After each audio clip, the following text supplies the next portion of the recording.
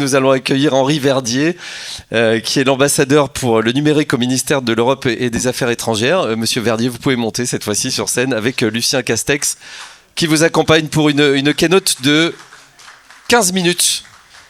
Merci beaucoup. Bonjour. Bon, moi aussi, je suis un jeune du Grand Est. Je viens de Metz.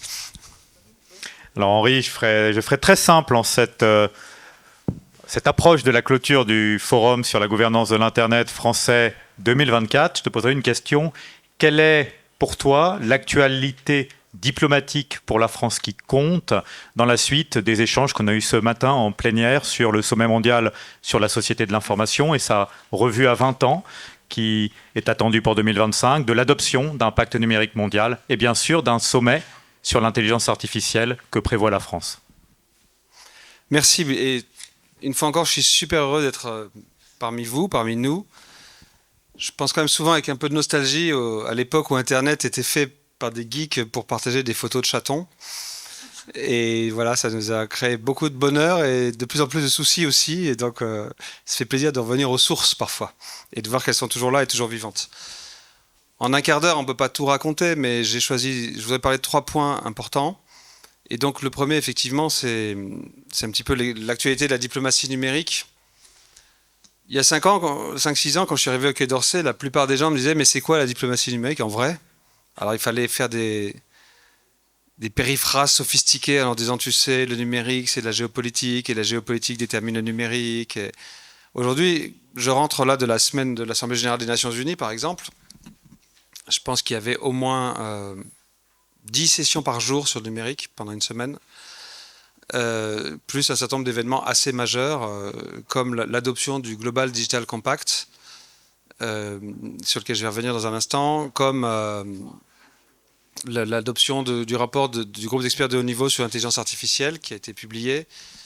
Et tout ça qui s'inscrit dans une séquence qui est extrêmement serrée. Vous avez vu qu'en avril dernier, il y a eu le Net Mondial plus 10 au Brésil, où des choses importantes ont été dites. Ensuite, moi j'arrivais à New York du Brésil, où se tenait la réunion des ministres du numérique du G20. Et ça ne fait qu'enchaîner. Demain, à Paris, se tient le sommet de la francophonie, où en fait... L'après-midi sera consacré au numérique. On aura 2 sessions importantes, une sur la modération des réseaux sociaux, une sur l'intelligence artificielle. Et ça ne fait qu'enchaîner. Après, je file au G7, où il y a une grande réunion du numérique à Côme la semaine suivante, etc. Donc il y a une espèce d'embouteillage. Et c'est parfois difficile de suivre l'actualité pour tout le monde. Donc il y a des gens comme moi qui font le cirque entier et on retrouve des collègues de continent en continent, chaque jour un peu plus épuisés. Il y a des gens qui se pointent à certaines réunions. Oui, il y a aussi l'ITU qui se réunit à Delhi fin octobre, etc. Mais il y a quelques points qu'on peut noter. D'abord, moi je suis assez frappé par une prise de pouvoir, ce qui est bien, des grands pays du Sud, et notamment de 3 des grands BRICS, comme on dit, du Brésil, de l'Inde et de l'Afrique du Sud, et qui nous disent clairement, vous ne ferez pas le coup 2 fois, donc cette fois-ci, cette révolution-là, si vous pensez la confisquer à votre seul profit, on ne laissera pas faire. Alors moi je pense qu'ils ont raison, mais ça va poser un certain nombre de questions, parce que les pays riches, ils avaient pris l'habitude de dire, par exemple, pour juguler les risques qui pourraient venir avec l'IA, on va fermer un peu le marché. Donc il va y avoir des débats durs et importants. Et on sent que c'est un mouvement qui est irréversible. Et c'est pas que c'est pas que les pays les plus riches. Ce matin, j'étais à un colloque organisé par Google. Il y avait la ministre du numérique du Togo. Et elle nous a pris de court un peu en disant, vous les Européens, vous savez que vous aurez les bénéfices de l'IA, donc maintenant vous êtes en train de réfléchir à comment éviter les risques de l'IA. Mais moi, pour mon pays, je veux d'abord être sûr que j'aurai aussi les bénéfices de l'IA. Donc je ne veux pas que discuter avec vous des risques, je veux aussi qu'on discute d'inclusion numérique, d'accès de tous, de diffusion de ces technologies, etc. Dans la séquence ONU, la chose qui quand même structure tout, et je compte sur vous, sur beaucoup de gens que je vois dans la salle, c'est quand même qu'on arrive au 20e anniversaire de Tunis et au 20e anniversaire du WISES, du World Information Society Summit, et que ce sera en 2025. Et que je ne sais pas si vous avez tous conscience quand même, je pense qu'ici, il y a plus que partout, plein de gens qui en ont conscience, mais je ne sais pas si tout le monde a conscience, que l'idée que la gouvernance d'Internet, elle est multi-acteurs, ouverte à la société civile, aux entreprises, à la recherche, c'était une décision prise à Tunis pour 5 ans en 2005, prolongée pour 5 ans ensuite, prolongée pour 10 ans ensuite, et qu'il est écrit nulle part que c'est obligé de continuer comme ça. Et qu'il y a quand même des forces puissantes, et notamment 2 très très grands pays à l'est de l'Europe, qui pensent que ça serait mieux si c'était des discussions entre États. Et qu'il faudrait tout organiser par un traité, supprimer l'ICANN tel qu'il existe, etc. etc. Aujourd'hui, je pense que le bloc de démocratie, il fait front, mais on n'est pas tous sûrs de voir tous les sous-jacents et tous les deals. Et par exemple, New York ne faisait que bruire de rumeurs, alors c'était des rumeurs, mais tiens, c'est marrant, tout le monde a signé le Global Digital Compact. Qu'est-ce que, je les nomme, la Chine et la Russie ont obtenu en contrepartie, puisque pour l'instant, on ne voit pas de contrepartie apparente.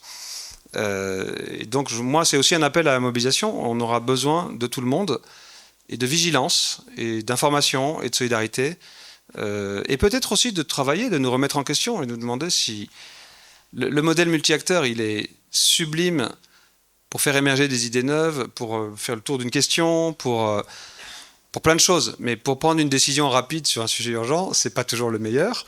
Il est manipulable. On commence à voir quelques grandes entreprises qui savent parfaitement envoyer 40 personnes à un IGF ou à un UIT, et avec une feuille de route très claire, qui savent défendre de manière coordonnée.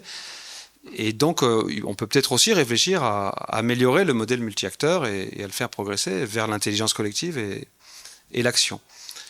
Donc voilà mon premier point, bref, forcément, sur l'actualité, disons, de la gouvernance de l'Internet et du système onusien. Le deuxième sujet dont je voulais vous parler brièvement, effectivement, c'est le sommet que la France va organiser sur l'intelligence artificielle les 10 et 11 février prochains. Alors, je dois d'abord poser là, ça ne vous surprendra pas dans cette salle, aujourd'hui la gouvernance de l'IA, ça préoccupe tout le monde. Mais moi, je trouve ça assez effrayant parce qu'au fond, on voit une bataille de chiffonniers de gens, et notamment des agences de l'ONU, mais pas que, qui disent que ça sera moi qui aurai le leadership de la gouvernance de l'IA. Et on n'entend pas beaucoup de réflexion sur le contenu de qu'est-ce qu'il faudrait gouverner, au fait. Et c'est quand même un peu inquiétant parce que si on regarde bien le débat international dans les endroits où je me promène, peut-être qu'il est plus profond ici, il traite de 2 questions majeures, super importantes. La première, c'est l'éthique de l'IA. Est-ce qu'on est sûr qu'on ne va pas créer des violations irréversibles des droits de l'homme, mettre en place des systèmes de surveillance de masse, donner trop de pouvoir à des systèmes qui auront des biais, qui prennent des décisions absurdes. Bon, ça, au fond, je ne dis pas qu'on a les solutions, mais le débat est lancé. Et il y a des endroits où il y a de très très belles réflexions. L'autre, c'est la sécurité, où on pourrait dire les 2 familles de sujets de sécurité. Le premier, c'est quand même attention à ne pas faire des modèles trop faciles à hacker, à détourner, à empoisonner avec des datas. Et puis, il y a la sécurité. Est-ce que les IA vont devenir dingues et détruire l'humanité, comme dans 2001, l'Odyssée de l'espace, ou dans Terminator? Ces 2 débats-là, ils sont lancés. Et les gens se battent pour décider qui décidera là-dessus. Mais quand on regarde d'un peu plus près, on a devant nous infiniment d'autres questions super importantes. Par exemple, quand même, qu'on le veuille ou non, aujourd'hui, les grands modèles d'IA sont fondés sur une capture, disons, légale ou illégale, de la somme de nos intelligences, de tout ce qui est en ligne. Enfin, dans la Silicon Valley, on discute combien ça coûte de s'acheter une copie du web. Donc maintenant, c'est 20 millions de dollars, une copie du web. Et puis après, c'est un peu distillé, puis on nous le revend. Ça pose donc des questions sur la protection de la propriété intellectuelle, sur la rémunération de la création, sur la défense du domaine public, parce qu'il va rester public, le domaine public. Mais si le seul moyen d'y accéder efficacement, c'est de prendre un abonnement sur tel ou tel système, il n'a plus de public que le nom. On a des problèmes, par exemple, sur le futur du travail. Ça sera quoi la valeur ajoutée d'un humain dans un système saturé d'IA d'un bout à l'autre? Et est-ce qu'on a le droit de commencer à réfléchir au sentiment de la dignité au travail, par exemple? Enfin, des choses comme ça. On a des questions d'hyperconcentration entre les mains d'une poignée de géants capitalistiques. Alors bon, à l'heure où je vous parle, on a quand même une vingtaine de modèles costauds. Donc c'est pas 2 ou 3. Mais vérifions quand même que ça reste une vingtaine. Et puis, même s'ils sont 20, mais si toutes les chaînes de valeur changent et que finalement, demain, les agriculteurs, les boulangers, les je sais pas quoi, tout ce que vous voulez, travaillent toute la journée pour que le maximum de valeur ajoutée parte à la boîte d'IA qu'on est obligé d'utiliser dans son métier, on aura quand même déformé l'économie de manière substantielle. On a des problèmes sur le coût environnemental croissant de ces trucs-là. Donc GPT-7, par exemple, qui arrive dans 2 ans, il consommera autant que la ville de New York d'électricité. Donc, on n'y est pas. Et moi, je ne cesse de dire... Et puis, on a des questions plus précises et plus techniques du genre, est-ce qu'on ne peut pas commencer à discuter à l'interopérabilité des modèles, à leur ouverture, au format de données, à des outils pour tracer les données qui ont permis d'utiliser les modèles, etc.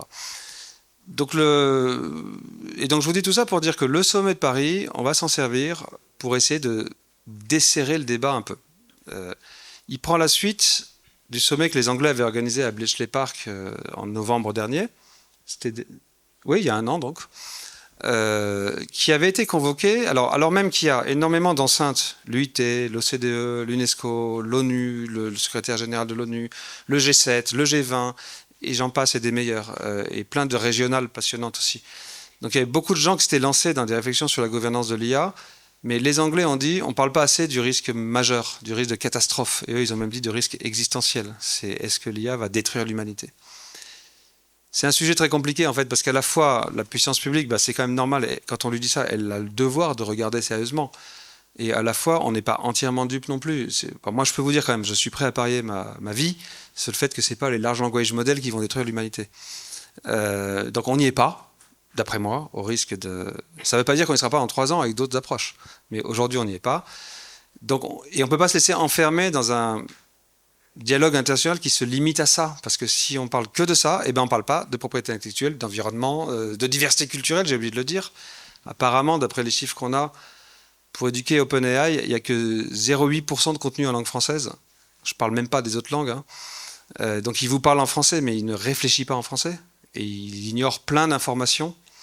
Par exemple, il ne sait pas que c'est Clément Adler qui a créé le premier brevet avec le mot aviation dedans, donc il croit que c'est les frères Wright qui ont inventé l'aviation. Alors que Mistral, lui, qui a étudié la base de données de l'INPI, il sait que le plus ancien brevet, il était français. Donc ils ne répondent pas la même chose parce qu'ils ne sont pas éduqués par les mêmes contenus. C'est super inquiétant. Et donc on prend la suite du sommet anglais et on reconnaît qu'il faudra parler de risques majeurs et qu'il est temps que l'humanité commence à réfléchir à des sécurités. Il y a une qui commence à faire consensus dans ce débat, c'est on devrait interdire définitivement de faire des modèles d'IA qui peuvent se dupliquer. Parce que sinon, ils vont se cloner, puis évoluer, et puis on ne saura plus jamais les réguler. Donc, il y a quelques idées comme ça, fortes, qui commencent à faire consensus, et c'est bien. Ensuite, on va dire, ça serait quand même important aussi de parler, non pas des risques hypothétiques futurs, mais des problèmes d'aujourd'hui, et on voudrait que ce sommet permette vraiment de parler de tout ce que je viens d'énumérer, diversité linguistique, consommation énergétique, etc. Et puis, comme on ne voudrait pas être le sommet des grincheuses crognonieux qui parlons que de problèmes, et comme en vrai, si on veut un monde joli, il faut aussi encourager les gens qui font des services qui servent. Il faut les promouvoir, il faut les mettre en lumière, il faut les récompenser.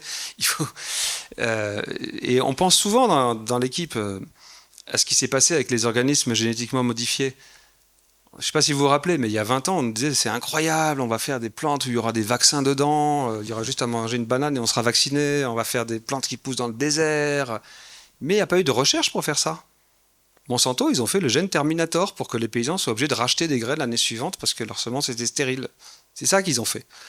Et donc la question, c'est comment on s'assure que les bonnes recherches, les bons investissements soient faits et que les bons usages soient encouragés.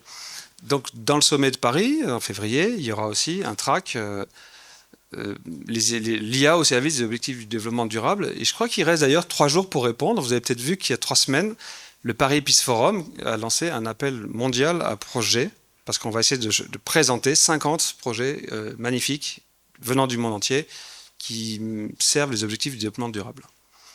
Et c'est la 3e et donc dernière chose que je partage avec vous pour tenir le quart d'heure. Et c'est là que je suis allé voir nos amis de l'IGF France qui m'ont dit viens, on va venir te voir avec le CNUM et avec... et là, horrible, j'ai oublié le nom. Fusion Jeunesse. Pardon. Parce que j'avais assez envie de profiter de cette envie qu'avait le projet français de s'ouvrir comme ça sur le positif pour faire un pas de plus et pour aller chercher ceux qu'on n'écoute pas assez, c'est la jeunesse du monde.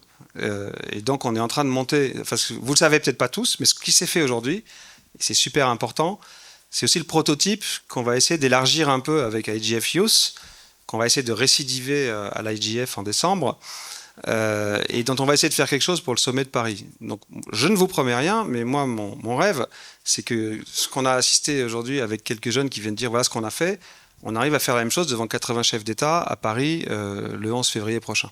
Je ne promets pas encore, mais on donnera de la valeur à ce qui est en train d'être fait, quoi qu'il arrive. Et on a déjà le backup des organisateurs.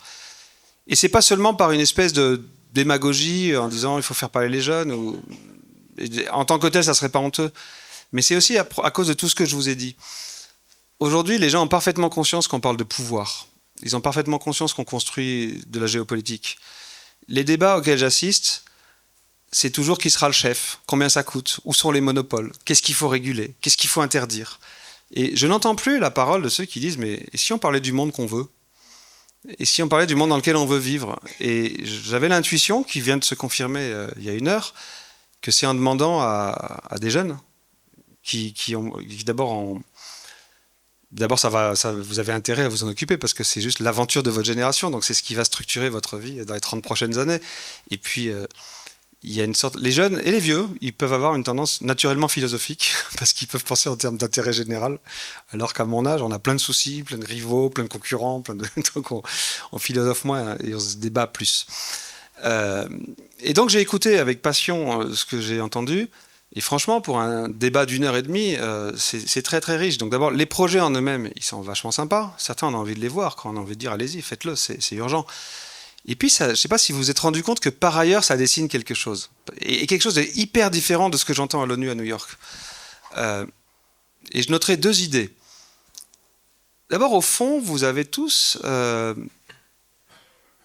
imaginé ou demandé une IA qui soit un joli compagnon.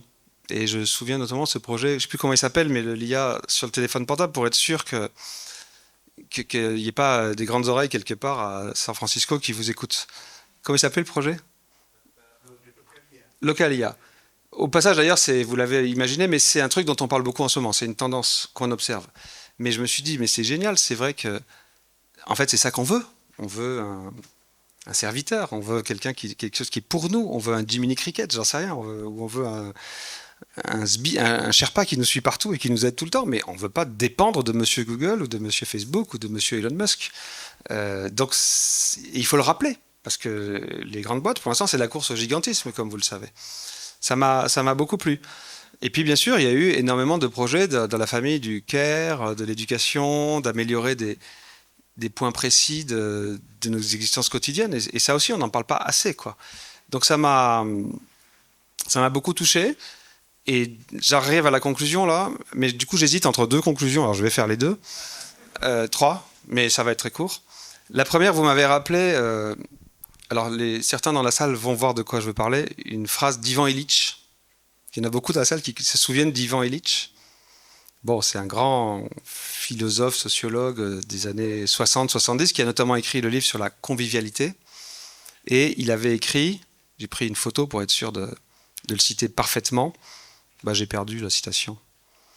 Non, c'est là. Il avait écrit « L'outil simple, pauvre, transparent est un humble serviteur. L'outil élaboré, complexe, secret est un maître arrogant. » Et j'ai entendu aujourd'hui du Ivan Illich dans ce que disaient les jeunes. Et j'ai trouvé ça super. Ma deuxième conclusion, c'est de dire que tout à l'heure, j'étais à une session chez Google et on m'a demandé de dire...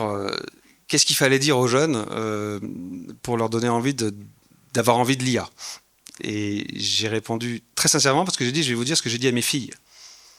Et je leur ai dit, j'ai dit à mes filles, c'est sans doute l'aventure de votre génération comme Internet a été la mienne. Moi, j'ai vécu une vie passionnante parce qu'en 1995, je me demandais qu'est-ce qu'on fait avec le lien hypertexte. En 1996, j'ouvrais le premier cybercafé du Sénégal à Dakar. Et après, j'ai grandi avec Internet, et quand c'est devenu géopolitique, moi, je suis devenu ambassadeur, et j'ai passé ma vie avec Mais la génération montante, je n'attends pas de changement majeur, en tout cas aussi ample dans Internet. Mais avec l'IA, probablement elle commence une aventure de 30 ans aussi bouleversante. Donc j'ai dit à mes filles, faites gaffe, votre aventure à vous, c'est ça. Ou la robotique, ou la fusion des deux, je ne sais pas encore. Mais je leur ai dit aussi, en fait, peut-être qu'on va créer le monde dont on a tous rêvé depuis l'aube des temps, ou peut-être qu'on va créer la pire de toutes les dystopies. Et ça, c'est pas les boîtes de tech qui vont décider. Ça, c'est de la politique, c'est de l'économie. Et le vrai sujet, c'est pas forcément que vous mettiez tous à faire de l'IA, mais c'est que vous ne soyez pas des consommateurs passifs qui disent merci patron quand on vous livre un produit. Il faut s'engager, il faut comprendre, il faut poser des questions qui dérangent, il faut ouvrir le capot, il faut se mobiliser, il faut aller à l'IGF France et ailleurs, et il faut faire de la politique en fait.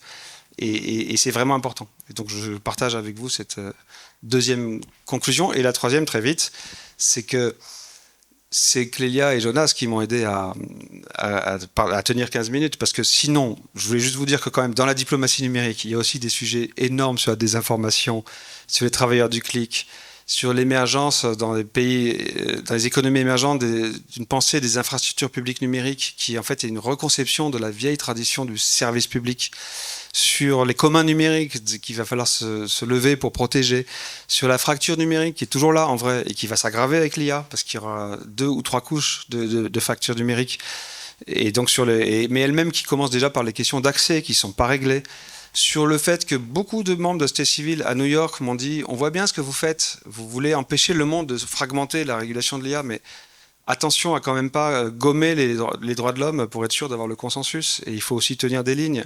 Et il commence à y avoir une inquiétude. Et voilà, donc je voulais juste vous dire qu'en fait, il n'y a pas que ça dans la diplomatie numérique, et qu'il y en a encore plein d'autres, mais que pour tous ces sujets, on a besoin de revenir aux racines et d'aller là d'où ça vient et là où ça se passe, c'est-à-dire dans des enceintes comme celle-ci aujourd'hui. Merci beaucoup.